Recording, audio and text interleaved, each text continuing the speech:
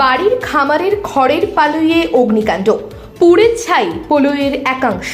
ঘটনাকে ঘিরে চাঞ্চল্য ছড়িয়েছে মানবাজারে। ঘটনাটি ঘটে মানবাজার ২ নম্বর ব্লকের বোরো থানার আক্রোর মিশরি বাঁধের নিকটবর্তী স্বপন কুমার মাহাতোর বাড়িতে। আগুন নিয়ন্ত্রণে স্থানীয়রা এগিয়ে আসেন। খবর দেওয়া হয় দমকলে। খবর পেয়ে দমকল বিভাগের কর্মীরা তড়িঘড়ি ঘটনাস্থলে পৌঁছান। দমকলের তৎপরতায় আগুন নিয়ন্ত্রণে আসে। ঘটনায় আতঙ্ক ছড়িয়েছে এলাকায়। বোরো থেকে অমরেশ দত্তের রিপোর্ট, পুরুলিয়া মিরর।